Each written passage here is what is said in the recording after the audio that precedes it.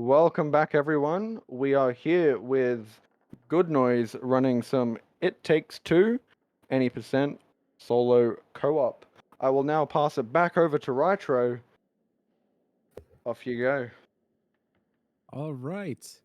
If you caught my previous run, I did say that you haven't caught the last of me yet. But that's not important. What is important is the run going on now. We've got It Takes Two, any percent solo co op. You boys want to give some more information about the run? Absolutely. So, hello, I'm GoodNoise. I'll be the runner for this. So the way solo co-op works is I'll be playing the character on the left side of the screen, May, with my keyboard and mouse right here, and I'll be playing the right side of the screen. That's Cody. I'll be playing him on controller, and I'll be controlling both of those characters at the same time.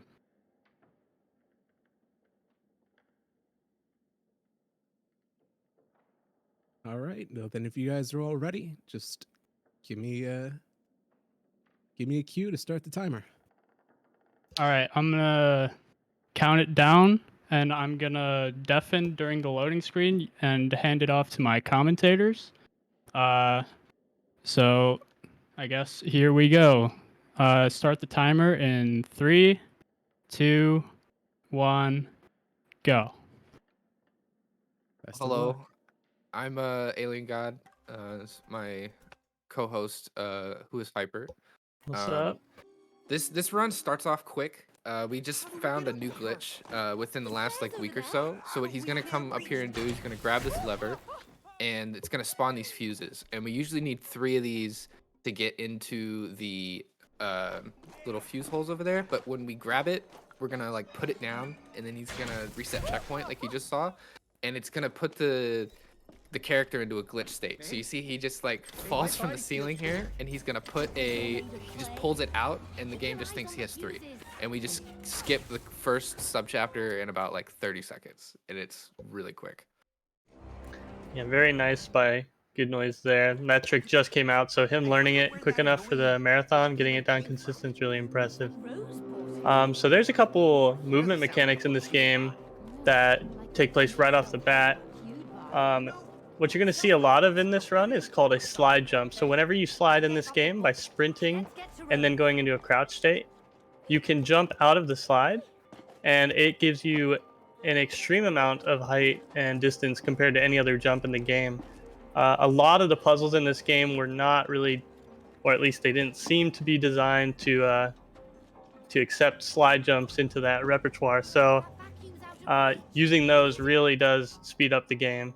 And you can see he just slide jumps into a checkpoint, which is a single player checkpoint. There's certain checkpoints in this run that only one character has to get to activate, and there's some checkpoints that require both characters. So anytime one character is required, he's only required to play the one character, get to the checkpoint, and then once he restarts checkpoint, it'll bring the other character to where they're supposed to be.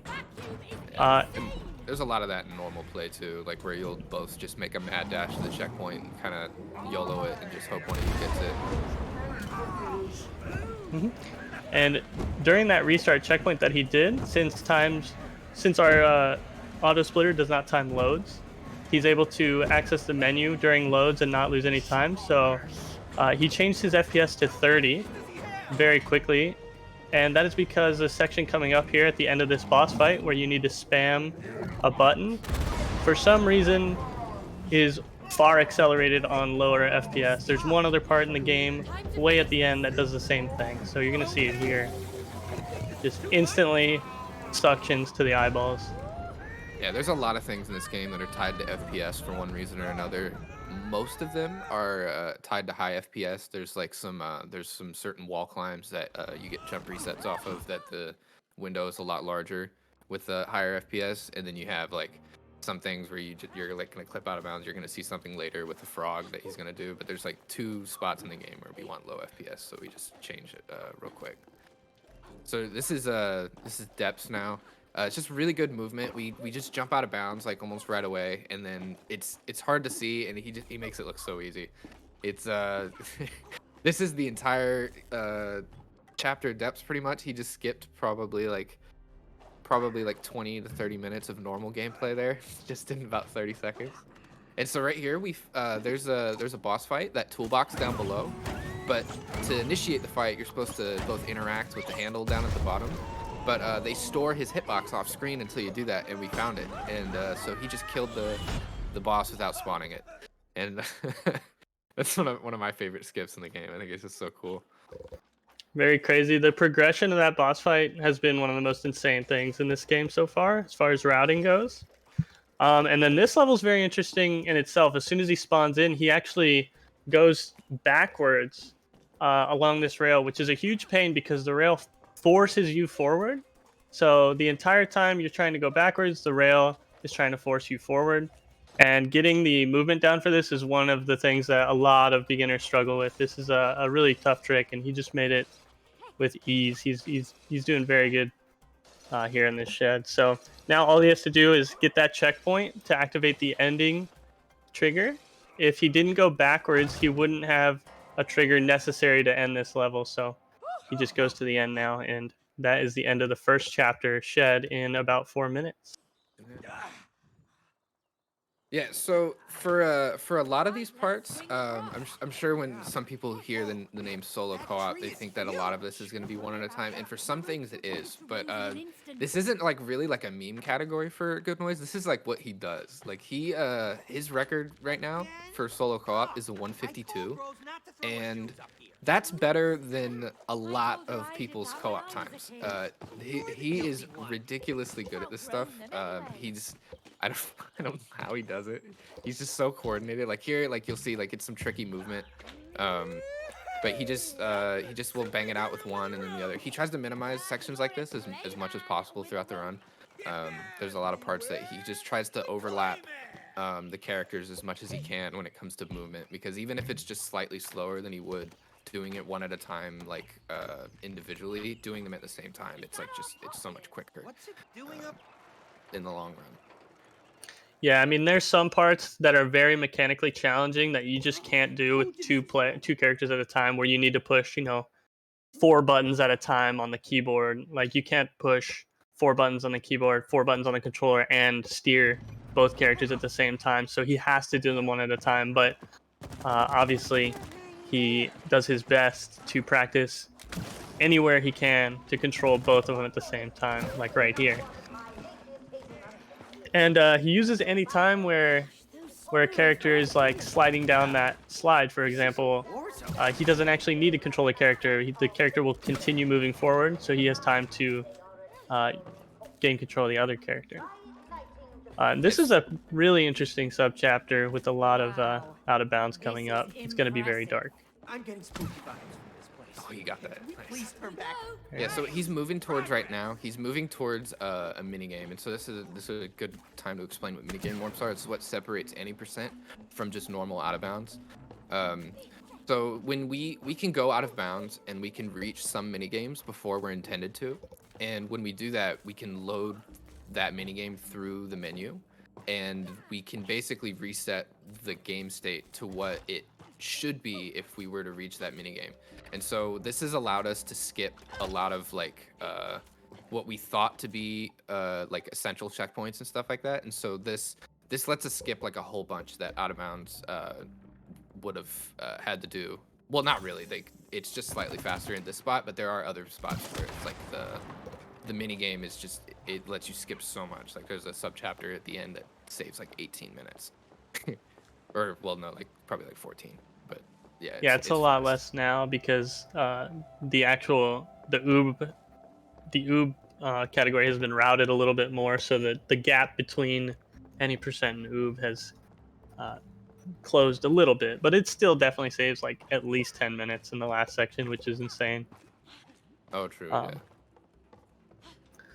So this is a part where normally in the regular co-op run, both players would go separate ways, but GoodNoise does a route that allows him to get a checkpoint on one character and then go out of bounds from the checkpoint to get to where the other character would normally be going for the co-op run. And this is to skip a mini boss fight that's coming up here. normally when you get to this door here, you spin the wheel and you have to fight a wasp with a shield. He just got the checkpoint there. And then um, doing this out of bounds that he's doing here, after getting that checkpoint, he can hit the trigger at the end of the level and it will actually just take him straight to the next subchapter without having to fight the wasp at all. That saves a decent bit of time.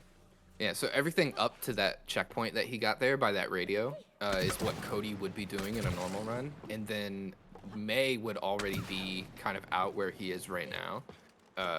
Because from Tug of War, there's a way to get out of bounds, like right there.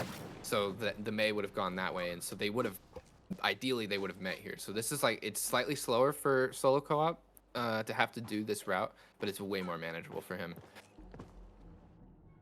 And there that is. And there it is. It's so clean too. He's on a pacer right now. Yeah, we got another tough trick right here. This is a single player checkpoint that he needs to reach. So there's little spots in here that you can't even see, but you can reset your jump. And he just did it so well. That trick that he just did was actually incredibly hard. He got it, I think, second try there. Yeah. But you're basically just dashing into the wall and praying that you get your jumps back. There's a little more technicality to it than that, but that's the gist of it. And you can reach up to these roots, and finally you can skip this entire section of this subchapter by hitting the end trigger right there. Yeah.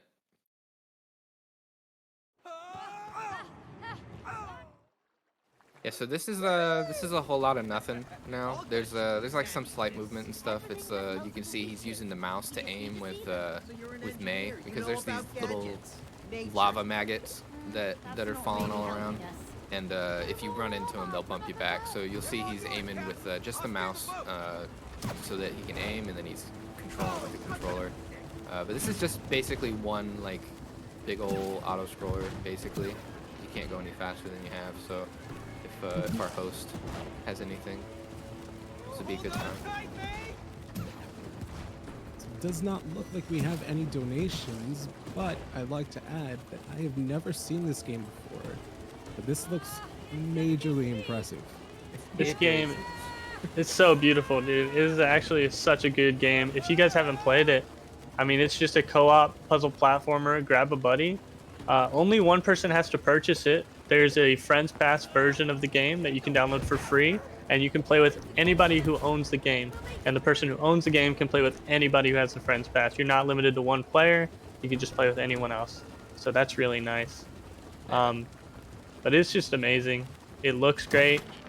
Can be a little hard on the PC at times, but I'm sure you'd make it through if you've got a decent computer. Yeah. If I also may add that anybody curious about donation, about charity, that this is all for, anything, can do the command !donate in chat.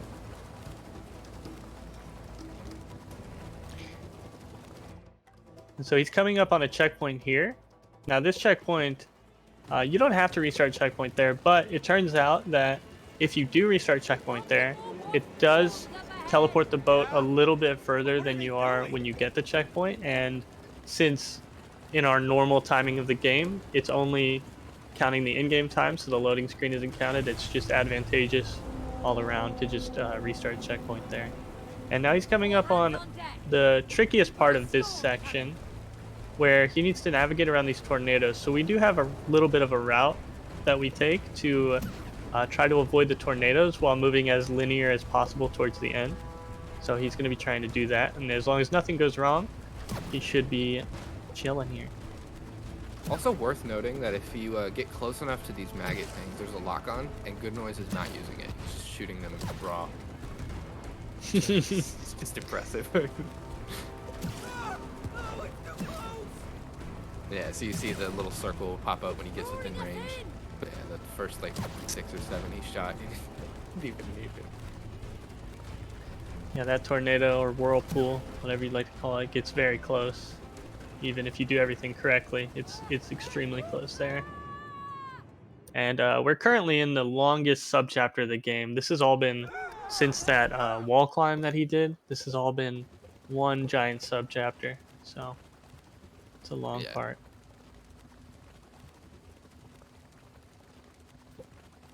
It's something we've been trying to look for skips for, but like there's plenty of out of bounds in tree, especially in like even in these parts too. But the thing is that like the boat itself just moves faster than like we can move. So like even if we like do find out of bounds or whatever to like try to skip all this, like the boat is just it's too quick and like it moves in like mostly straight line. So it's like it's hard to like skip it and like make it like faster. Mm-hmm. Yes. So here's some of the patented GoodNoise platforming. You're gonna see a lot of prop jump with May. That's not Unfortunate, good. but Yeah. it's not so bad. So you can actually snipe this second lantern from very far away, but it is relatively You gotta- annoying to do. So he's opted to just platform on forward. He still does snipe it a little bit, but it's definitely safer to do that. So that's understandable. Cool. This must be the squirrel's history. And now this is just all pure movement for this part. Just trying to get through these dark tunnels as fast as possible. And then he's got a bit of a Firefly section that ends with a single player checkpoint. So he's only going to carry May through this section.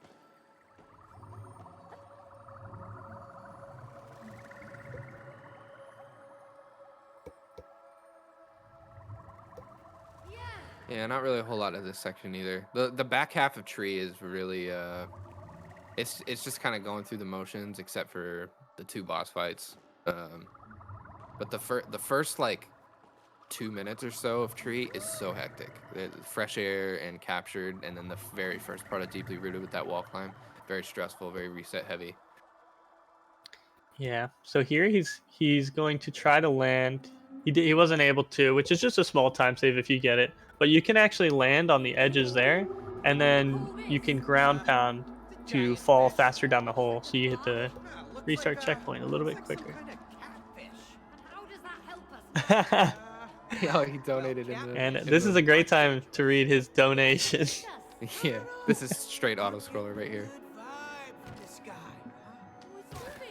I think it's trying to throw us off. All right, we got a $20.69 donation from No. It's just GoodNoise, swimming. Fish do. and their message is water.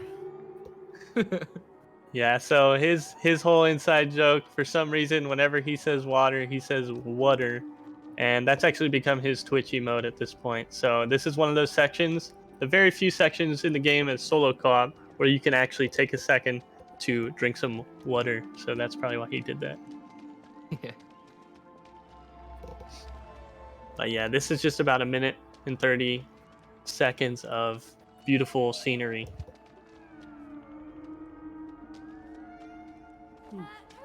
Yeah, there's a couple spots like this in the game where it just kind of like takes a break and you're just moving so that you can look around. Look at all this stuff. Look at all the colors. Isn't my fault. All right. So right here, there's gonna be a trick that he's gonna try to go for down at the end of this tunnel. There's more fireflies that spawn, like those blue things that he was jumping out of just before the catfish. Shooting range. And they like load at the very edge of this like cliff up here, and so you need to like time it with both because it's a very tight window to actually land inside them. So you see he's gonna right here, they just Might be a spawn. little late. Oh, Just they late missed on it with May. Yeah. Unfortunately, that is a trick that you have to hit with both characters for it to matter. So he's gonna lose the time there, probably about 15 seconds. Just blind jumps into it. But yeah, that is that's pretty difficult timing on that trick. You have to time that jump just when the firefly spawns, or else you're not going to get in there. So he actually made it with one character and not the other somehow. So unfortunate. Really been starting to think that this guy was immune to mistakes. Yeah, that would that is a common belief with the GoodNoise here. Yeah. Honestly, cannot fathom trying to learn this game on 2 different controllers and at the same time. and that just blows my mind every time I watch him. So Yeah, I'll do co-op with GoodNoise sometimes, and we'll get to a certain section, and like he'll be, because he mainly plays on keyboard and mouse, and so like we'll get to some sections, he's like, I only know how to do this on controller, and he'll like have to switch at like the last second. Hey, the high. yeah, he's insane. Clean up these So this part, you just have to kill 5 wasps. Oh, that was actually sick. He actually managed to group them all together. Both times. I actually don't think I've ever noticed him do that in his runs before, but that's an awesome tech. So I don't he, think I have either, and I watch Yeah. him a lot. I think that's something he just came up with recently. It had to be. that's awesome. He gooped them in such a way that they fell and landed near each other so that he could kill them all with one shot instead of having to do separate bullets for each. Yeah, so this is a boss fight that's can be a little janky sometimes, depending on like how you do it.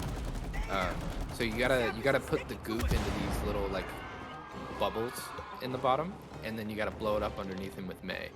And it just sometimes the beetle just doesn't behave the way you want it to. Like there is a consistent cycle that you're going for, but if you hit him while he's airborne, he starts to act a little funky. And there's a few good clips in our community of the beetle just being absolutely ridiculous. So yeah, it's a super clean boss right there, just absolutely textbook. And now we're into another auto scroller that you can make slightly faster by jumping the entire time. Jumping gives you a little speed boost at the start. Yeah, that was a flawless beetle fight. I didn't see a single thing he did wrong. He got the fast cycle on both of the goo pads or whatever you'd have them called.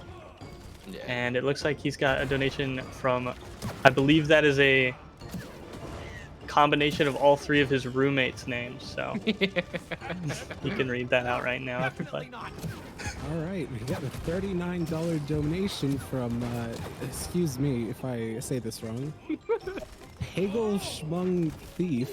You got it. And their message is, if GoodNoise has million number of fans, I am one of them. If GoodNoise has 10 fans, I am one of them. If GoodNoise have only 1 fan, and that is me.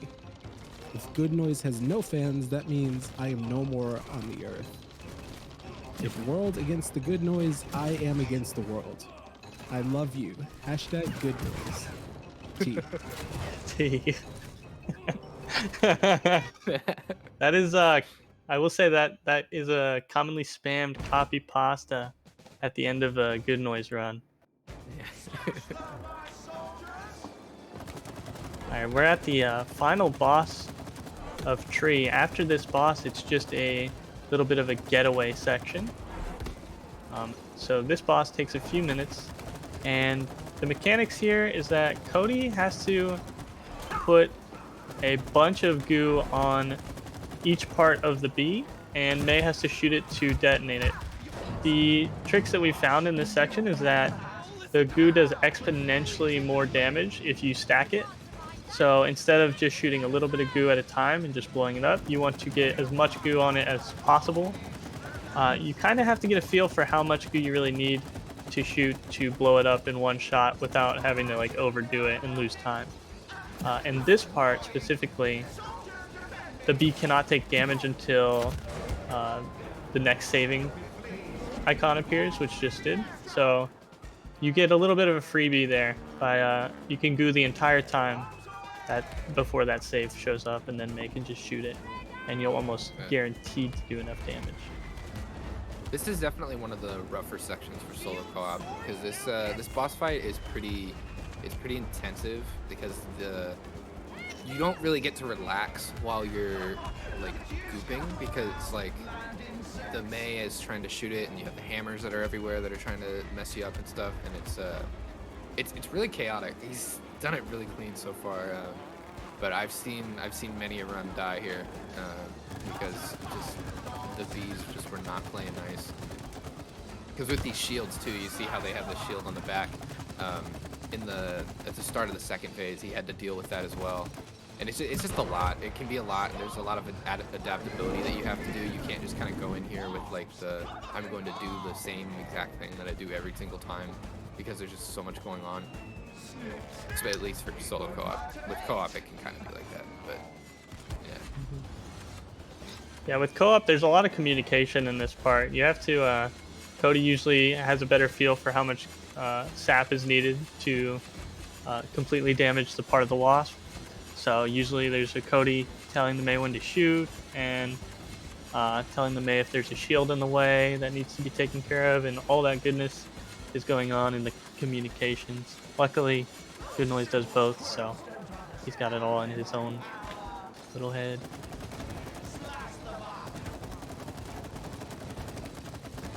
Yeah, this B fight is looking really clean so far.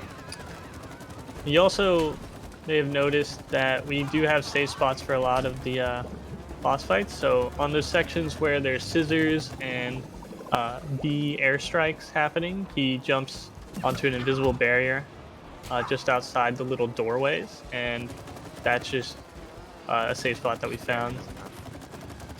Yeah, just a little bit low on the damage, so that one should do it. Send it into the last phase of the B fight here. So in this phase, you pretty much just jump against the railing the entire time so that you maintain line of sight with the chain, because the chain is what you need to damage more than anything. It looks like he's not going to opt for the jumping, he's just going to focus on doing damage, Yeah, which probably makes sense. Yeah. I know he was trying to do that. It was way back. I remember me and him were doing it, and I was showing him how to do it really quick for co-op. And then he tried doing that for solo. He was like, "This is impossible. No way I can do it." Because you do something very similar to what we saw in the very first chapter, where you were going backwards on the rail, where we just kind of stay in one spot and you just keep jumping backwards, and you can kind of like stay locked onto the chain. But that's just too many fingers for solo co-op. So he has to just settle for circling around the entire thing and dodging the swords as they come and stuff. It just makes it's very stressful for the very last phase of the fight to have to get clean. But he did that really well. Unfortunately, I think he did end up getting hit by some of those swords on the railing, and I think it lost him just enough damage to where he had to deal with an extra shield spawn, which cost him a few seconds. But I mean, it happens when you're playing both characters. Do the best you can. So there's not a whole lot that goes on in this section. There's a boost function on this plane. Cody's steering the plane, and Mei is shooting any projectiles that are coming towards the plane. And pretty much all you can do in this section is choose the correct paths, which we've just simply tested all the paths and timed them separately, and we've identified which route to take in this section. So all he's doing is choosing the right paths and spamming the boost as soon as he can, and making sure he doesn't die. Running into a wall in this section is big time loss. So if you get careless, it could happen.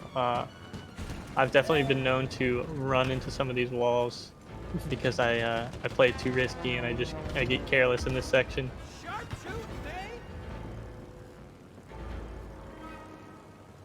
I do know there's a skip near the end of this section, but I don't believe GoodNoise is. He said he's not going to do it. It was found within like the last week or so, and it's pretty difficult, and he didn't want to have to learn it and implement it within a week before the marathon. So he's just been practicing this. Unfortunately, though, the alternative is he has to do a Street Fighter-esque fight over the plane, and that means he has to still control the plane while he does it, and that is also very difficult. But we'll see how he does with it. I know he's been practicing it, but it is not an easy section to have to do solo, because you have to fly while fighting, and it's just really rough all around. It's actually one of my favorite parts of the casual playthrough. Just seeing this part, even though I was Cody in my casual playthrough, seeing this part just like amped me up for the rest of the game when I knew stuff like this was going to be happening. Oh yeah, for sure. I'm a big fighting game fan, and I was playing Mei on my casual playthrough, and I remember I got to this, and I was just like, holy moly, this is so cool. This game is Oh yes, so he so actually destroying this is restarts. rebinds. Yeah, he restarts checkpoint to rebind because he can't steer the plane and use his mouse at the same time. So he switches his attack key to R, so that way he can use WASD and R to attack because he So can't. clean. That was very so good. clean. That was very good. He also got the cutscene skip, which is nice. Yeah, that cutscene skip is hard to get because it's you have like barely any time to get. You have to be almost like frame perfect, not like exactly frame perfect, but you have like almost no time to mistake it. You have to basically buffer it in order to get it. I want to And say the- on solo co-op it might be easier, right? Because Oh, he yeah, might be it's able to yeah, just buffer. because you can buffer, yeah. Mhm. But it's one of those cutscenes that the game does not expect you to get because if you saw right afterward, the entire level unloaded because they were like, wait a minute, you're not supposed to be able to skip that. So you had to reset checkpoint there at the end in order to put the game where it thought you were supposed to be. It's actually so silly that they actually added a cutscene skip function for that part, but it's very quick, and if you hit it, it completely breaks the game, and then a restart checkpoint is required to fix the level. It's just funny that an intended part of the game can break it. Yeah, there's a few parts of this game that are like that where it's just like things are held together with duct tape. It's things that you wouldn't really encounter on a casual playthrough, which is important, but we pick apart this game a lot, and there's just some things that just are like, what? Why is there like that? So this is we're coming up on the very end of Tree here in a few seconds. He's on great pace so far. He's Also, a fantastic pace. right when he swings by this grass, it is going to finish the tree section, and he's going to be loading into a few cutscenes that lead to Rose's room, which is the two characters that he's playing. It would be their daughter's room. Yeah, and Rose's room is really difficult on solo co-op. I've watched a lot of GoodNoise solo Roses, and it just looks very frustrating. There's a skip coming up here in the next subchapter that is very intensive for both characters, and it's very he does it, he makes it work where he can get one moving without the other, but there's a lot like that goes into it. So in the next section, it's called Spaced Out, and the characters get two new abilities. May gets the ability to walk on these anti-gravity walls, so she can kind of flip gravity however she can in these certain spots. And then Cody gets the ability to grow and shrink as he wants. And we use that to do some really cool stuff with it. So you're gonna see May go upside down right away, and then she's gonna like clip out of bounds like right away, and Cody is going to lower the bridge forward real quick, and then he's gonna go down and he's gonna do another mini game warp so that he can skip the first 3 portals, because they're in the casual playthrough you would have to do these little like gameplay modules where you go into these portals and then you do some cool stuff and then you come back out, and you're supposed to do that 3 times. But we're just gonna go upside down and we're just gonna skip to where we want to be, nice and easy like. And then for the next part, he's gonna take May and he's gonna go back to the beginning to where that where one of these anti-gravity panels are, and he's gonna flip the level on its side, and he's gonna basically use that to go all the way up to the very top where there's a load trigger. And then in the meantime, Cody's going to be doing another glitch that I'm gonna let Hyper explain because I don't play Cody. Yeah, so Cody's glitch is quite interesting, where he's going to go into one of these portals that you're supposed to solve the intended way. But we're just going to come in here and grab one of these lightning rods, and our goal right now is to smuggle this out of the room. So he's going to place it behind the portal and walk through and spam the interact key, and he can actually grab it during the transition to the back to the hub area, and he's going to smuggle it out, except it does turn invisible, but that doesn't matter for what we need it for. He's going to instantly put it down, shrink, and get underneath it, and now he's going to spam grow and spam the grab key. He got that very quickly. And once the screen zooms out like this, that's what we're looking for. So now Cody has shrunken. He has normal physics, but he's in his shrunken state. So his mass is much lower than normal, and he can use this gravity field to slingshot all the way to the top, while May is platforming sideways through the level to get to the top. So clean. Wow, that was actually textbook. That was cracked. Took him like 3 attempts at the grab and grow tech thing. There's no I in teamwork. All right, Doctor. I mean, this spaced out is phenomenal so far. All that's left in the spaced out subchapter is this boss fight. This is the Moon Baboon boss fight right here. Watch out! So the beginning of this boss fight, there's nothing too crazy. The first phase is there's these 3 capsules. It alternates which character needs to stand on the capsule and which targeted by the laser. So one character stands on the capsule, one character gets the laser to hit the capsule, and it does damage to the boss. There's 3 of those in the first phase, and between each capsule you have to do a little bit of dodging, but we found some quote-unquote safe spots that ease up the dodging part just a bit. Yeah, they just make it where you have to jump in place. Nice and easy. Because these little like globe things, they just can't reach you. So you just have to jump over the lasers. And it's nice too because you can keep all the globes right there so that they don't cover up the button like it just did there. Nah, whatever. He was, As long as doing it that doesn't for kill him. demonstration purposes. He was in my head. For sure. Commentator's curse. So now he's just ripping the laser off the UFO and starting the second phase of the boss fight. Second phase is rockets. So they need to run away from these rockets until they run out of fuel, and then they can get on top of the rockets and fly them into the UFO. And there's Refills the fuel somehow. yes, for some reason they're just fine after you get on them. They Now run I'm on curious. I'm curious if he's going to go for the Cody trick here.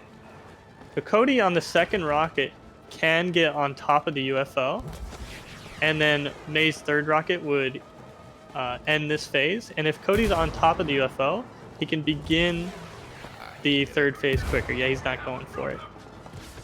Honestly, I think it's because it's slower in solo co-op because of the way he alternates the characters. So he would have had to wait too long for May's next rocket to hit Moon Baboon. So I think it's just slower that way. Yeah. But right when that hatch opens, Cody can be on top of it, and then it instantly pulls him in. And here we go. We're about to see UFO skip. This is one of the toughest Cody tricks in this run. He actually has to... Normally you navigate this UFO normally. You just do a little bit of platforming, but we found a spot right here where you can jump off screen. The camera does not follow you though. So you have to do this entirely blind, and the camera moves itself, and he just hit it, which is phenomenal, actually insane. Completely blind skip. Literally, you're going on nothing but remembering what buttons to push, and that is it. And it's not a straight line either. Like it's, you gotta do some stuff. Yes, you actually do have to do a lot of maneuvering there.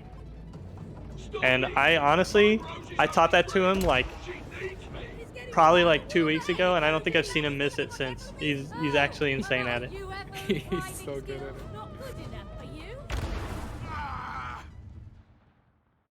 He does it on And that's controller spaced too, out. which is equally like so impressive. That might be his best spaced out. I don't know if I've seen him get much cleaner than that. That was insane. That was Yeah, beautiful. Yeah, that was really good. And we're in the hopscotch. This chapter is really fun. A lot of good movement. Yeah. So we got another minigame warp coming up here. So there's a what he's doing right now is he's just getting to a one-player checkpoint. There's just some platforming at across these blocks, and then at the end there's a checkpoint. But then after that, we're gonna have one player maneuver the block things for the rails, and then the other person is going to use that to get out of bounds and then come back inbounds at a mini game so that he can reload there. So you'll see him do that here. You can do this without having the other player move the blocks, but it's just like unnecessary and it's slower overall. Especially since you only need one player to get to this mini game. it's just not worth having to do it without the blocks. So yeah, you'll see it's real quick. He comes through here. He's gonna go under this thing right here, and the mini game is just on the horizon over there. You can see it behind that doll. Oh, and he gets the fall slide too. So fall That's good. slides are they're like oysters. Actually, I don't know if we've even explained oysters. So basically, edges in this game are really funky, and they give you like a slight speed boost when you slide off of them. And an oyster is when you slide out of the speed boost and you jump out of it like right away, and it sends you flying. You've probably seen him do it where he just gets like a bunch of acceleration out of nowhere. But a fall slide is just holding the slide, and they're a lot of fun to hit. And then you just slide off stuff, and you just get a ton of speed. You can carry it for as long as you can. Yeah, so that was really clean. That was perfect. And they're going into a another section. This is still technically the hopscotch subchapter, but this is kaleidoscope. This part gets pretty trippy, so yeah. Calm down. We're inside Rose's kaleidoscope. Oh, he does. Did I know that? I don't know. I feel like. Yeah, he doesn't actually do the skip there. That's how I'm curious. I might ask him about it. Maybe he just deemed it not really viable on solo co-op. But I'd be 'Cause it only curious. saves like 5 or 6 seconds if you do it perfect. It's got to or save a little. maybe- I don't actually know the exact amount. But you get to 'Cause skip that whole in co-op, it cutscene. saves like 10, I think, right? It saves like 10 seconds. It's so long. Not too sure.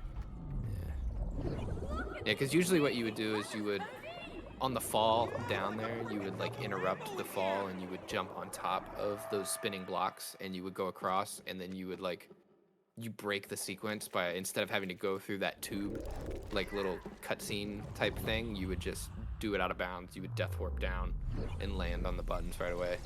Yes, sir.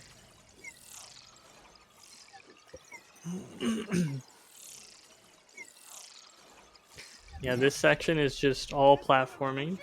Right here is just a cutscene while you're waiting for the screen to change, and as soon as the screen flashes, he's going to restart checkpoint because it takes a while for the screen to like defragment there.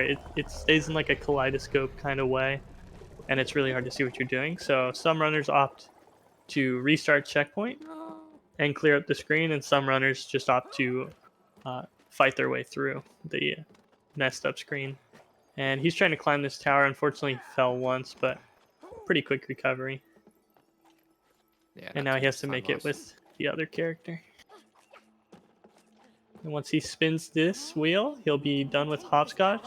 And he gets the floor clip. So Let's that go. interacts thing that he's using to push, you can, and a lot of interacts are like this in the game, where if you're close enough, it doesn't really care where you are. It'll just teleport you to it. So what he does there is he slide jumps and rubs against the bottom of the floor there, and then he presses the interact, and it just puts him on top. And this is train station, so Bet there's more. there's actually a pretty unique glitch here. Let's see if he does it. He does. So we actually trick the game into thinking that normally you're supposed to pick up 4 different little doll pieces and put them in their respective spots Doesn't look like the on the track there to activate the ending. But we actually found out that if you jump and interact with the slots, then the doll stays in your hands, but the game still thinks you dropped the doll. So you can activate 2 slots with 1 doll, and then you can instantly pick it back up and use the same doll for the final slot that finishes the room. So that is a really cool trick. Yeah. So this is Dino Land. It's not an auto scroller, but it might as well be. There's not a whole lot of movement tech except for the very end. You just gotta guide this this red dinosaur through, and they flip things back and forth, and then you just kind of moving through the motions. And basically the main goal for us is we're trying to get to the checkpoint at the end that triggers on this cutscene, and then he's gonna take the character with the big dino, and he's gonna turn him around, and he's gonna take him to the very end platform, and he's gonna raise it up to trigger to activate the end trigger. He just did a death warp there. That's probably one of the only tech spots here in this section. So yeah, he's going over there now, and he's gonna lift up this lever, and then he's gonna get off the dyno, and he's gonna go slightly out of bounds. Although we don't consider it out of bounds, but it kind of is. Yeah, so he's gonna go out here, he's just gonna go over here, and then he's just gonna get straight to the lever. Because usually what this would have to do is where the Mei is right now, she would have to go through all this other platforming, and there would be more things where they'd be lifting stuff up and down. But as soon as we get control of our characters again, we're like, we don't care. We're just gonna go skip. Yeah, you wanna tell them about the most exciting chapter in the game? Oh, are we going into Pirates Ahoy right now? Yeah. It's time for this already? Yeah, we're already. So we're going into Pirates Ahoy. This section is quite annoying, to be honest with you, in my opinion, where you are controlling a boat as two characters. One person is responsible for the right wheel, one person is responsible for the left wheel. On local, I will say this section is a lot nicer. On co-op, the desync that occurs makes the steering pretty abysmal, but nevertheless, he is running local because there's only one player playing the game, so he doesn't have to deal with too much annoyance with the steering. But pretty much, this section is just shooting your way through obstacles and steering cleanly. And then there's going to be a bunch of spots where we hit a checkpoint and reset checkpoint to skip little cutscenes, for lack of a better term. And now he's got this little section where he needs to destroy 3 boats, and as soon as the 3rd boat is destroyed, he'll get another checkpoint, which he can restart, and it'll teleport him out on the other side of the room. Right there. And then the only redeeming part of this section of the game is the penguins, because I personally am a large fan of the penguin species, and this is the only part of this section that brings me any joy. Some people opt to kill the penguins, mostly in a despite him. Yes, specifically to antagonize me. People choose to kill the penguin on the way by. They are okay with losing a couple seconds to shoot the penguin just to make sure I'm not pleased. Alright, so we're coming up on the boss fight of this section. Another annoying boss, where this is a cycle-based boss. If he plays this boss perfectly and he doesn't miss any shots starting now, then he should be able to kill it within 2 cycles. And that's going to save about 20 seconds, so we'll see if he gets it. Normally, you can tell if they're going to get it. Yeah, let's see.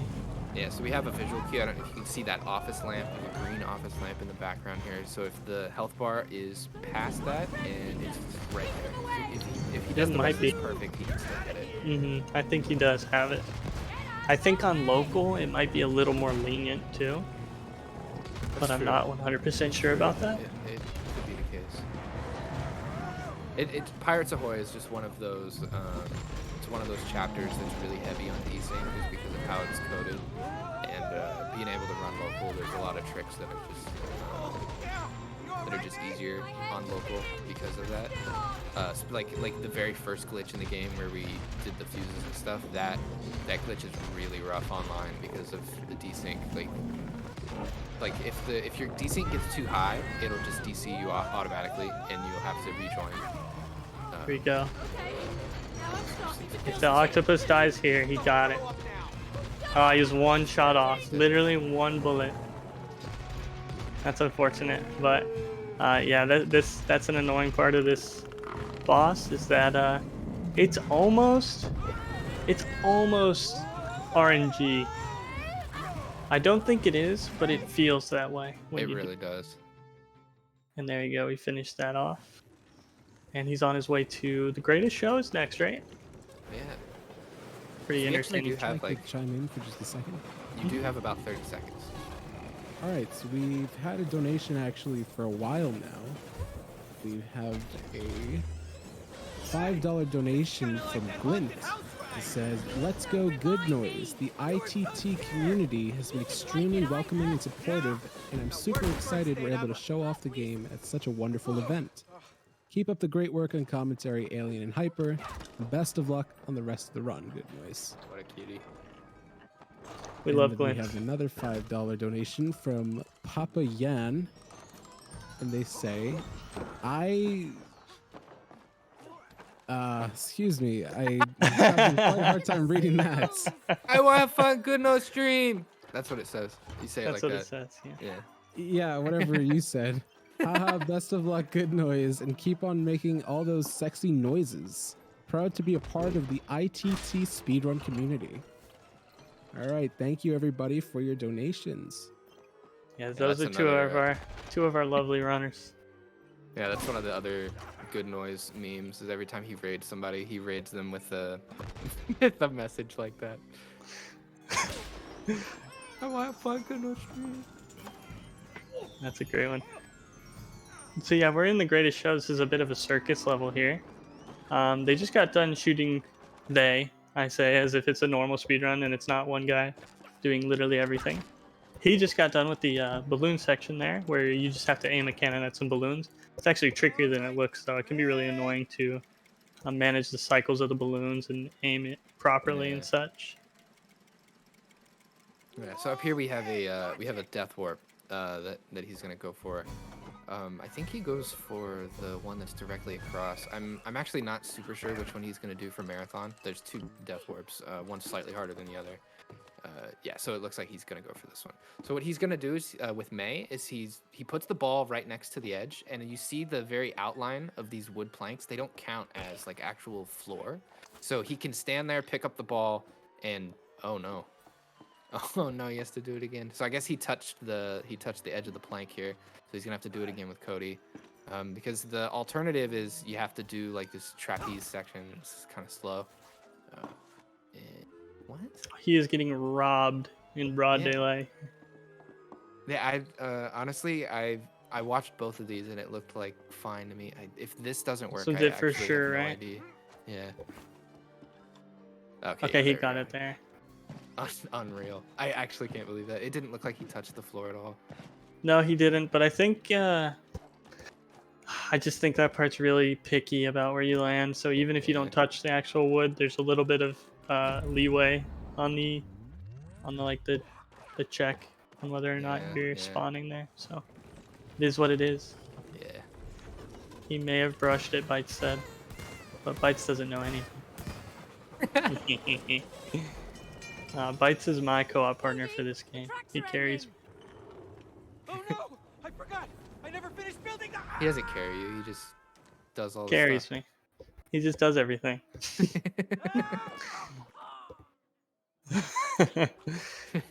So now we're into this section. This section it's called Once Upon a Time. It's very short. Oh my god, he's gonna go for it. Oh, Yeah, he's got to try, right? he went for a very small movement optimization there.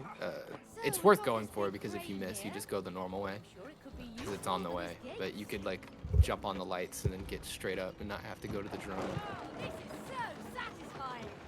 Yep, so now he's just going to be knocking over some Jenga towers, and then he needs to knock this door down with the bowling ball by pulling back and pushing forward at the same time on both characters. So this is one of the few parts that is actually easier on solo co-op because you have complete control over both characters, whereas in co-op you've got desync and both players pushing different directions and such can make this take a lot longer. There he goes through that door. This part's really cool. We've got an ARPG section of the game, like a top-down Diablo style section. And we love that, so we just go out of bounds so we don't have to do it. So this is actually quite a tricky out of bounds for Cody. Oh, he's using his he's fighting. Oh. That's very nice try. He's using his attack animation to stall, but right now what he's trying to do is rub against the mountain during his blink ability to gain height and get on top of the arena here. So now he's up here. One thing that's tricky about this part is that all the rooms that have not been discovered are hiding around him, and he needs to navigate around them without falling in. Falling in could lose, depending on where you fall in, you could lose a ton of time here. So you can see there's a room here. He's gonna reveal it and walk across. And now he just needs to be careful on his way to the ending here. As long as he finds the lava area, he should be fine, yeah. So you can just run along the lava area and it's fairly safe. Yeah, for whatever reason, the lava area is always loaded, but you saw when he came up on the rooms, they just kind of pop in, just as you get right next to it. It can be kind of scary. So you're just going to touch those buttons and start this section where you need to run from this doll. And actually, while the doll cutscene is happening there, he's already breaking the first door, which is cool. So he's just breaking down doors. This section's on a timer by itself, so as long as you make it to the end before the doll, you don't lose any time. So.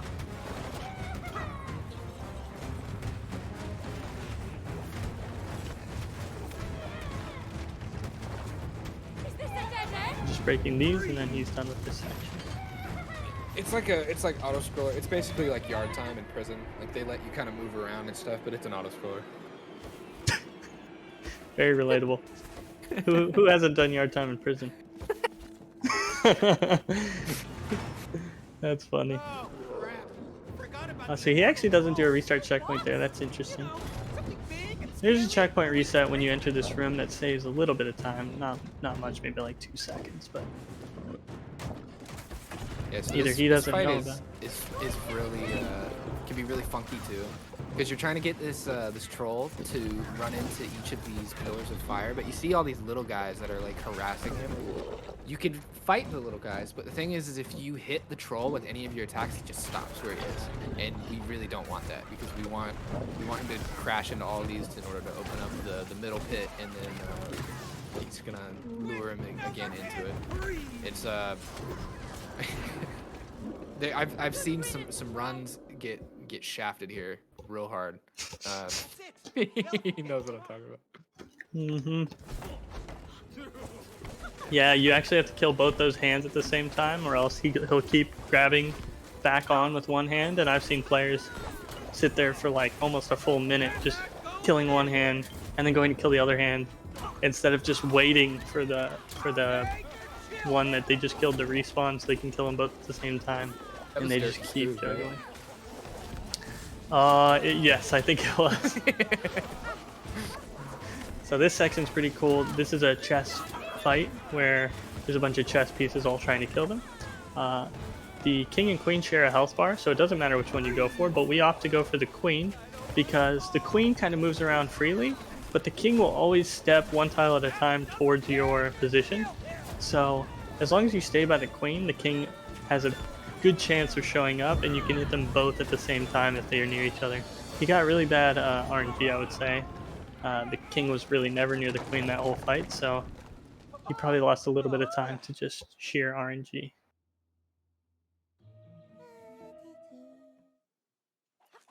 Cutie, we don't want to do this, but we have So now he's to. going to be controlling a crane game to pick up the elephant here.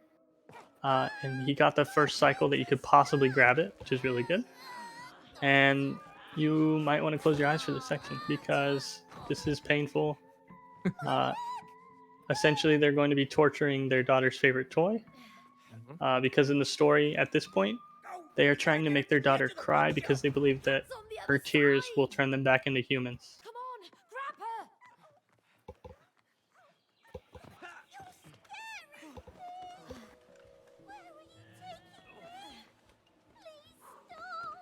Someplace quiet and safe. Yeah, the life of a speedrunner is real hard. It's it can be taxing emotionally. They just it's so rough. This is horrible. Yeah, having to go through this every single run. Gotta love it. I'll need Yeah. therapy after this. I've adjusted at this point. I had to completely detach myself from mortal emotions in order to be able to run this game. It is just brutal. I mean, they rip her leg off. They're now ripping her ear off. And they're pulling her to the edge of the cliff while she begs for mercy. And they're going to push her off. I mean, she kind of had it coming. She's a tyrant. She put all her political opponents in prison, and you know, Pain and suffering, yeah, my favorite. she fed them all to the troll and stuff. So she kind of had it coming. You know, we went through the dungeon crawler. We saw her misdeeds. And that's the end of Rose's room. That's the longest chapter in the game, complete. And we're going on to Cuckoo Clock. One of my favorite chapters as a May player. There's a May gets a absolutely broken ability where she is able. You'll see him use it right here. He's able to clone, and basically, if you put a clone midair, you get two options. You can clone into it right away, and you get a slight vertical boost, so that you can get up onto like just ledges that you can just barely not get into, or you'll see him do it right over here. He's gonna do it over the door. Where he's gonna put it up in the air and he's gonna land, and that refreshes your jump. So he's gonna jump dash, he's gonna land, and then he's gonna jump dash again. And he gets right over the door. Basically you can break everything with this power. And Cody, unfortunately, gets a very lackluster ability of controlling time, which sounds amazing, but as for speedrunning purposes, it really doesn't do a whole lot for you. So this is one of the chapters that is heavily influenced by the May player. And Cody just kind of tags along. So they're just going to water these fires. We found a spot where you can water both fires at the same time, which is a nice little bit of a time save. And this section is mostly just kind of on rails, literally. You have to progress these dolls through, the Cody and May doll that are riding on the rails next to them. You have to get them through to the end, or else you can't progress through the levels. So it's pretty much just waiting for them to get to the puzzles and then solving the puzzles. Yep. And then we have two towers coming up. There's one that's just hit the buttons, and it's a code that you're supposed to figure out together with communication and having one player go through the level and tell the other one what the code is. But once you know the code, you don't have to. You just do the code. So that one's easy. But the other one, you need to hit a fast cycle for. So as soon as he starts, he's gonna come up here and he's gonna get on these birds. And as soon as he gets onto the birds, the cycle is ticking. So he needs to get there quick enough that he can get onto these alternate platforms and get it fast enough. Because that's kind of like one of the bigger time saves in Clock. Because Clock is fun to run, but there's a lot of auto scroller, so there's only like a few sections that you're really looking to like save a lot of time in, and this is one of them. Yep, so he needs to make sure he makes this cycle. So in order to make this cycle, you need to get here quickly with both birds. I think he should be on time. But I think he got it. Yeah, I think he'll be okay. So we're looking to see. He shouldn't have to wait at all here coming out of the elevator. He's going for it with blind. Okay, so he did miss it by just a slight bit, which is unfortunate. So he has to wait for the that timer at the top to go back to green.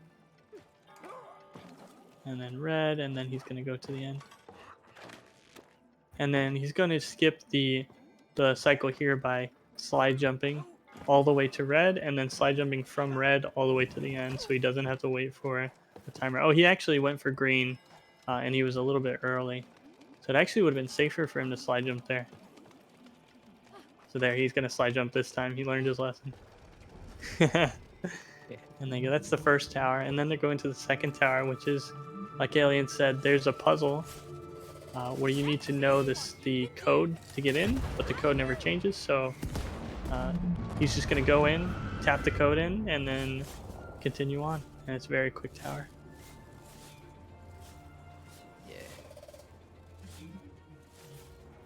Yeah, the back half of Gate to Time, I really like the oob in the very beginning. It's a lot of fun, but the back half is just kind of going through the motions until you get to my favorite skip in the game, which is coming up here in the next chapter, or the sub chapter. Made a huge stressful skip for May.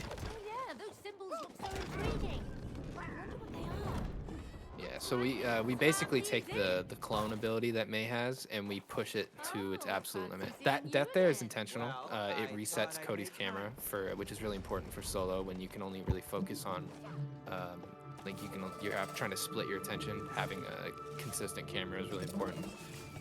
That's really cool. I never noticed him do that actually before this.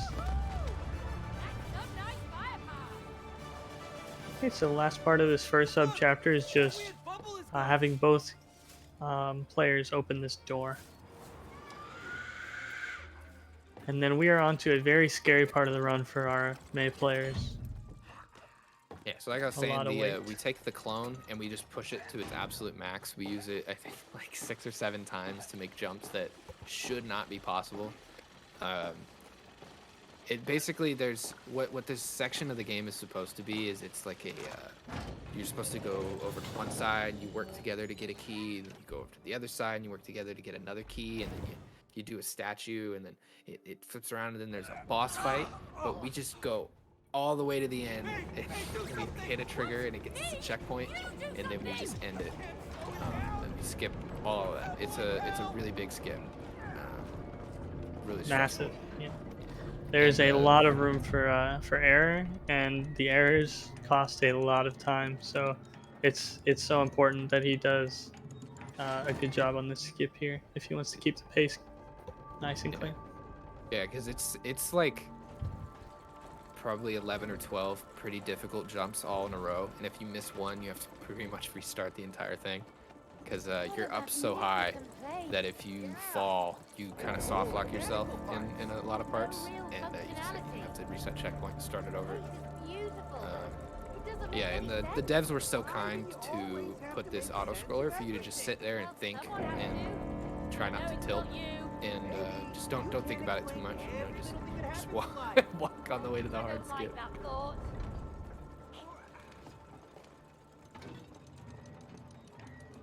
All right, so as soon as they spin this wheel here, this key, they're gonna restart checkpoint.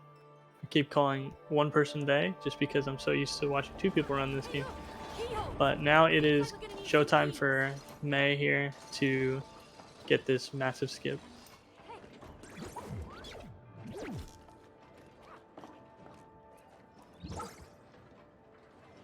Oh no! Oh, Yeah, yeah, so he you already should be made a able to- small mistake, but this is recoverable. Yep, he had a clone up top. That was good.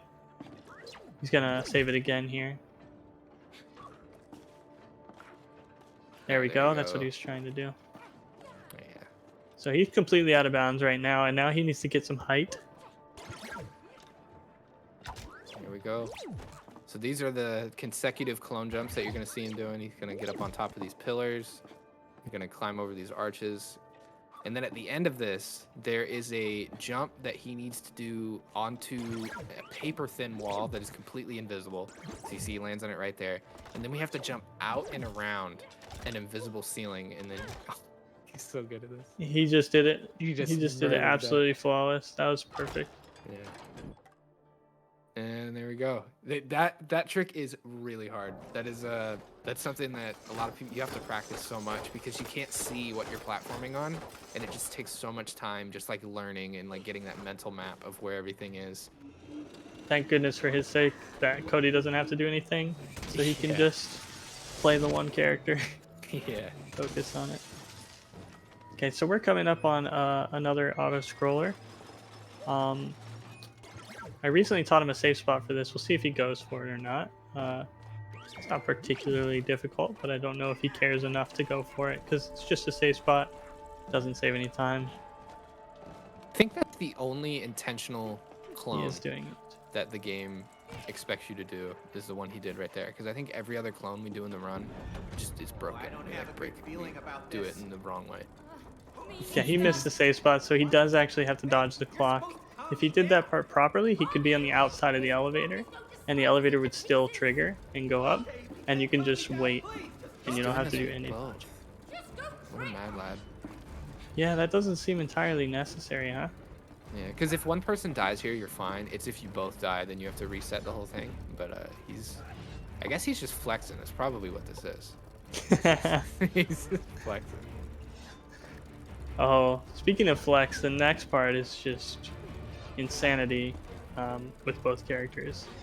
So as soon as this elevator ends, there's a section that is on a cycle, and it is a set of grapples or rope swings, and they rotate. They're always on a set cycle though, and if you are extremely quick, you have to make almost no mistakes. You can make it to the last rope before it swings to the end, and if you don't make it, you have to wait for it to swing to the end and then back and then to the end again, and that loses you like 10 to 15 seconds. So people struggle with this, just doing this on one character, and he's going to be trying to do it with both characters at the same exact time without losing any like movement at all. It's Here it goes. oh, I think That's already not a great start. I'm surprised. If that were me, I would have restart checkpoint and tried again, but we'll see. Maybe he's got it still. He might actually still have it because that was very clean. Oh my gosh, he still got it. He's so insane. How did he do that with that start? He's so cracked. That was so good. Like, that start was pretty bad. Like, he's insane for making that. And then we've got a boss fight here that has no death penalty at all, so he's just going to probably drink some water here, I guess.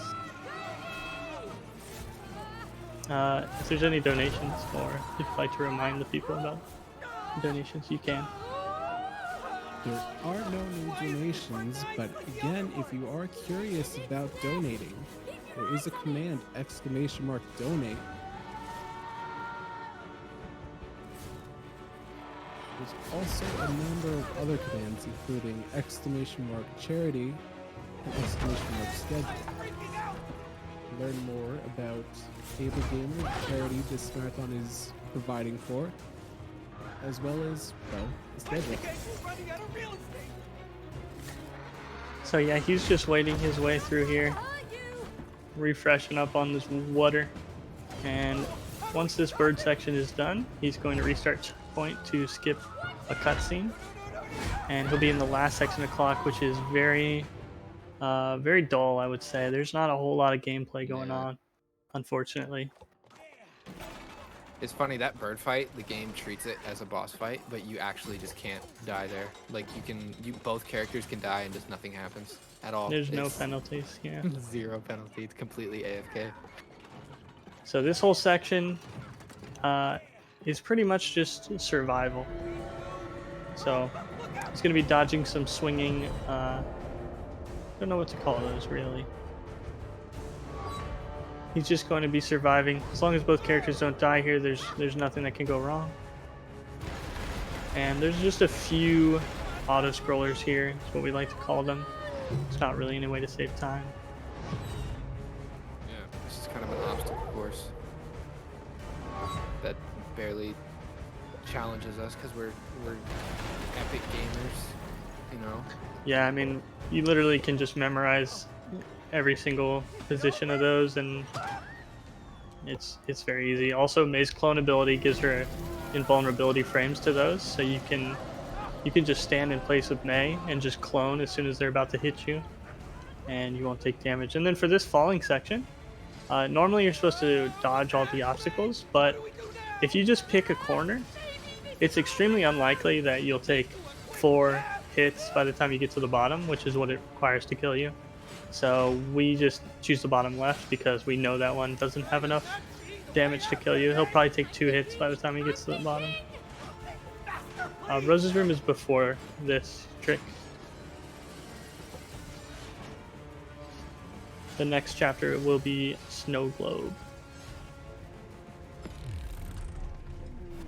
Snow Globe is one of the hardest for solo because so many of the checkpoints are for both players, so he has to get Cody and May to a lot of this stuff. And the out of bounds are not particularly forgiving when it comes to doing it with both characters like that. So you're gonna, it's one of like the community's favorite when it comes to like co-op because the movement is so good and it like requires both people. So there's like a lot of cooperation that goes into it. But for solo runs, it's rough. It's he has to do everything like twice, and Some of it is not particularly easy, especially the first jump. The first jump in Snow Globe is you want to hit it like first try, and then he has to hit it first try twice. It's it uses something that we don't really have an official name for it. I think we just generally just call it Green Fingers jump now. But but you just hold crouch before you leave the ground, and so you like jump up, so you hit the top of this tree, and then you just, as soon as you hit it, because you're already holding crouch, you get a slide like frame 1, and you can jump out of it, and it's a pretty technical jump. Oh, this is a cool trick. This is the last major trick in Clock that he just did, which is normally you're just supposed to have Cody navigate you from one platform to another until you get to the end, but we found a way that you can land on one of the platforms that will set your spawn at one of the ending platforms, and then you can die with May and spawn at the third to last platform, and you skip a lot of platforming there. It saves like 15 seconds. And this is just the end of Clock here. Yeah, there's really nothing else. You probably got like a minute of just, well, not a minute, but you have time for a gracious host. All right. We have a $100 donation from TrickSurf, who just says, "Rest in peace, cutie." Yeah, so Cutie is the elephant at the end of Rose's room that we had to rip in half 6 different ways and then push off the edge of a shelf. So Rest in peace indeed, and thank you so much for that donation. Oh yeah, so he does rebinds here. I don't remember exactly for what, but I know it's pretty important. Let's get moving. Yeah, so this is the jump that I was talking about. You're gonna see, so he's crouched and he just right up. Wow, That very jump, good. He made that look super easy. see if he gets both first try. Oh yeah, he does. Oh, this he on, does it on the keyboard. different way. He can only do that one jump on a controller. Well, honestly, I mean, he didn't make Yeah, any no, that's good. mistakes there, so Yeah, so the Very, one very he did nice. with May is it's slightly slower, but only by like a second or two. And for a full game, especially for marathon, well worth just making sure you get both characters over. that makes sense. Byte says the rebind is for magnets, so later on in this section, he'll have parts where he needs to use his magnet ability with both characters at the same time, which just like back in the squirrel fight, he wasn't able to attack with the mouse while using the controller. He has to rebind the magnets so that he can use them both without using the mouse. Yeah, so this next part is very movement heavy. I think Winter Village is probably one of the, at least for me, it's definitely one of my favorite subchapters to run, just because it's just all movement until the bobsleds, and he has to do this with both characters, and I can't believe that he does this. He's insane. I mean, seriously, like people who learn this game, they struggle with all of these tricks just to do with one. And he's got literally one hand on 2 different controller, like types of controllers, and he's doing them flawlessly. He's built different. That's all you Yeah, can it really absolutely say. is. Oh no, he got stuck below the turtle. He's good now. He's out. He's good now.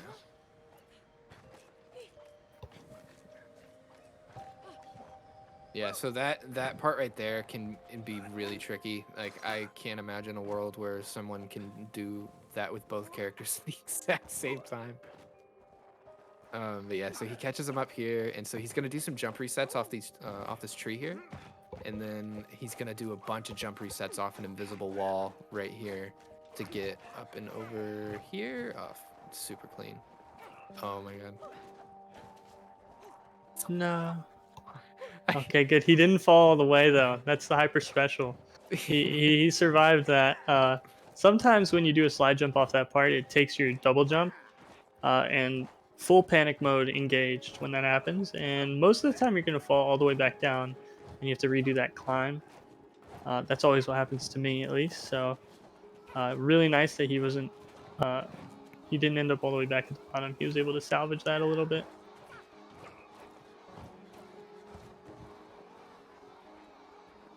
And yeah, this chapter is a fan favorite for sure. I would say if you took a poll from the speedrunning Discord, this would win by a landslide as the most fun chapter to speedrun. It's just it's engaging for both characters.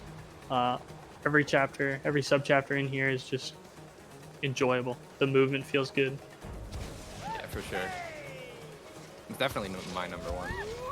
I think Garden would be close, but yeah, I think Snow Globe is it's so good. By the way, that skip is insane because the intended part of this level is to go to 3 different bell towers. Actually, 4 in total, right? Alien, is it 4? Because the first one... Yeah, that's Okay. 4 towers. Four bell towers that require both players to solve each individual one. But instead, we're able to go out of bounds, hit a trigger that allows the bobsleds to become interactable, and then just skip straight to the end. Ooh, into the belly of the beast. Get me out of here, May. This is, I think, the only like true auto scroller in Snow Globe. Realistically, it's the only real one. But... Yeah, there's the end of Beneath the Ice too. Yeah, I guess if you count the lighthouse, yeah, that's true. Yeah, we kind of just. I've seen it so many times I didn't even think to mention it. But yeah, we just went through the guts of a whale on the bobsled. Just went through it. Just normal stuff happening on screen. Yeah, just normal Your sledding average stuff that you know, Saturday. everybody's done it like on their ski trip or whatever. Yeah, I'm good. This next sub-chapter that we're going in is a extremely scary trick. I believe in solo co-op it's not the best to do, so I don't think you'll be going for the very, very scary version of it. But there's a trick where you climb a mountain that saves, I think 20... Actually, I believe it's like 40 seconds over the next fastest route. But as solo co-op, since you can't control both characters at the same time, it doesn't actually save that much. So he's going to be doing a safer route. Where's the lighthouse? Should be close by. I wonder how it'll help. He does have to split them off here though, and that is Yeah, this is one of the few parts where he's got to split the characters up and control both at the same time. see he's setting his set up, gets his dash jump, and here they go. They're going off in different directions. This is, to me, this is one of the more technically impressive parts of the solo co-op run. Just because I cannot imagine splitting my attention like this and like This successfully would kill going me. fast. I don't know how he does this. All right, he's got one out of bounds. The other Yeah, one's gets there. climbing. Yeah. Yeah, so we the Cody is out of bounds but underwater because the bounding box of all of the water goes well outside of what you're supposed to be. So he's gonna swim straight to the back of because you have to hit 3 buttons in this section, and so there's one that he has to do with both, and then there's 2 that we found ways to do with just one. So for the Cody one, he's just gonna be swimming for a while, and then he's gonna come in through like an opening in the back, and he's gonna completely skip the entire puzzle. And then for May, he just went up and over a mountain, and then he drops down onto this cliff that you're not supposed to be able to get up on top of. What did he hit? That's so weird. Who knows? But he's owning. He is, absolutely. So he is already at the button on Cody, and the other button is actually this wheel. So once he spins this wheel, I think 4 times, it'll activate a cutscene. After that cutscene, he's going to slam the button and restart checkpoint. He has to do it in this order, so that way when he restarts the checkpoint, he'll end up in this hub area, and the hub area is the closest point to the 3rd button, which requires both characters. So he's going to spawn with both characters near that, right here. Is the candy factory? And we're going to meet our friend Lenny. We could turn on the lights. Pipes probably lead to the generator. This section is just really frustrating solo. When he was first learning the subchapter, finding a way that he could do this consistently. This is the entire reason he has the keybinds, is for this part, because you have to like move around and you have to keep the magnet engaged almost at all times in order to move it, and it's really hard to do that with 2 controllers at the same time. It's just really rough, especially when the wrench does not always behave the way you want it to, and you have a big angry fish trying to murder you at all times. And he is gonna dodge that. It's really close. Yeah, that is what we like to call Lenny. He's an anglerfish, and he does try to slow us down a little bit. To respond to someone in chat who says, is this the guy that beats world records that are gotten non-solo by doing solo? Yes, he actually had the fastest clock world record for a very brief period, then co-op, and he did it by himself. I think he was he the first one to get a sub 15? Or He no, was I think not. We were. It was very close though. I think he had Yes, like he a beat 15:01 my or record something. by himself, and I'm not proud of that. But I won't pretend it's not true. He did successfully take a world record from us with just himself. And he currently does hold the local PC world record by about 5. Actually, no, I think it's by about 7 minutes now. So he's he's built different. He absolutely built different. And then on the last bolt there that you're supposed to screw in, for some reason, the bolts actually screw themselves in after you leave them. So as soon as the bolt spinner thing is attached to the last one, you can restart checkpoint, and it'll take you back to the hub, and the final bolt thing is interactable.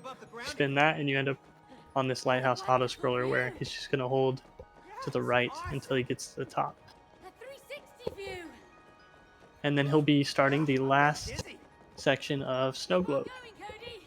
Almost there. Yeah, and the very beginning, the first jump that you have to do out of slippery slopes is pretty rough. It's there's 2 ways to do it. There's like one where you get a ton of speed and you kind of like zoom way up into the air, and then you can get over on top. And then there's another version that I think is what I'm not sure what he actually goes for. But you kind of land on the ledge and then you do a slide jump. Let's see what he does. Well, there he goes. He got the fast one on May, and here he goes. Fast one on Cody. Yup. I mean, what else would you expect? No doubt. So, yep, he got the fast version for both of them separately, but still insane. Yeah, so this part is really, it's really just movement heavy. Like, there's a lot of sliding and stuff, and there's So a lot fun. of time to be saved by just being really optimal with where you're sliding at. And it's really rough on 2 controllers, because it's just like, it's hard to tell where you're going. You can't, even when you're just by yourself, it's hard to tell where you're going a lot of the time because of all the trees. Once you're out here, you're kind of home free. Looks like he's just gonna be sliding with them. We have a skip up here called ACS that we're gonna jump up to onto this mountain over here onto his right. There is a visual cue here. There's a white spot. Looks like he doesn't have it on his visual, but he just gets it. It doesn't matter. Doesn't need it. He's cracked. He's so cracked. He's freaking cracked. This is insane. Yeah, he is just... I honestly can't remember how good his PB is, but I would not be surprised if he's on PB pace right now. His PB is a 1:52:45 in-game time. Right, so I just can't tell though with the RTA. I cannot tell, but like he really hasn't had very many major mistakes yet. So Yeah, he's cruising.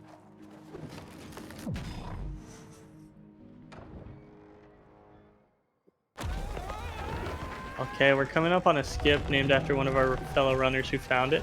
It's called the Glint Skip. Same guy who donated a little bit ago. We appreciate him a lot. This skip is very frustrating. He's going to try to... Does he go for it, actually? That's the question. Of course he does. I mean, Let's go. Yeah, why wouldn't he? Yeah. So he's going to try to grab this railing. And that's why it's frustrating. Even if you make it just right in range of the railing, there's so many other things that matter, whether it's like camera positioning or what have you. It's just... Sometimes you just don't get the prompt to interact with the rail, and we just haven't figured out exactly why yet, but it's fairly doable though, so it's worth going for once if you get it. So Cody has a death ward right here. Die with Cody. Oh wow, he went really far before he died. Yeah, so now Cody's caught up, mostly. And they're gonna go into the final section of the game, which is really nice. Or the game of the chapter. What is he doing? He's struggling with Cody right now. And so up here, the two characters in our story, they finally learn how to love each other again. They find the attraction. So now their magnets can magnet to each other, and we use this to really break some stuff. He's gonna do this mostly normal, and then the very last part, he's gonna do some magnet jumps that the game was not super anticipating. We use that to get out of bounds. If we were able to do these magnet jumps throughout the entire snow globe, that would make this chapter look a lot different, I'll tell you that. So here we go. We're about to go out of bounds here by having one character slide jump up a slope, and then the other character immediately magneting and jumping to stay in the air, and then the other character can magnet back to them. And by doing that, you gain a little bit more height than you should, and you can get out of bounds here. And so instead of running up a mountain that pushes you down with wind, you save so much time by just running alongside it. You can see the wind to his left that he's out of range of, so this just saves so much. This was a phenomenal snow globe. If he, after the run, if he was like, yeah, it was a snow globe PB, I would not be surprised. That was very fast. That was really nice.